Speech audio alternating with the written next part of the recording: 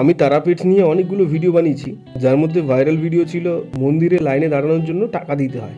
Division রয়েছে বিভিন্ন রকমের, general line, VIP line, super VIP line, মানে 200 টাকা, 300 টাকা, 500 টাকা, 1000 টাকা এরকম। তোমরা সেই ভিডিওতে অনেকগুলো কমেন্ট করেছো, আর আমি কমেন্টগুলো পড়ি এবং শিখি। কমেন্টগুলো থেকে সত্যি শেখা যায়। যেমন এই কমেন্টটা, সব কিছুতে পয়সা খরচ করতে ভালো লাগে আর মায়ের বেলায় কন্ট্রোভার্সি, তাই না?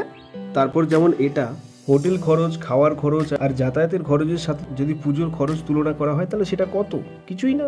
সত্যি কথা বলতে কি, প্রথমের দিকে আমি এই জিনিসগুলোকে এরকমভাবে ভাবিনি। আমি জাস্ট নর্মালি ভেবেছিলাম যে পুজো দেওয়ার সময় টাকা দিতে হবে কেন, তাই নিয়ে ভিডিও বানানো। কিন্তু এই কমেন্টগুলো আমার চোখ খুলে দিল।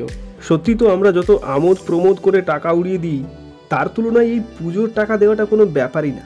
মানে একদম অল্প, একদম ছোট পরিমাণের খরচ, আর সেটাকে নিয়ে আমরা এত বড়ভাবে ভেবে এত বড় কিছু বলছি। কিন্তু সত্যি সত্যি জিনিসটা ভেবে দেখলে একটু অন্যরকম হয়। হোক না, পুজোর জন্য কিছু টাকা খরচ করাই যেতে পারে।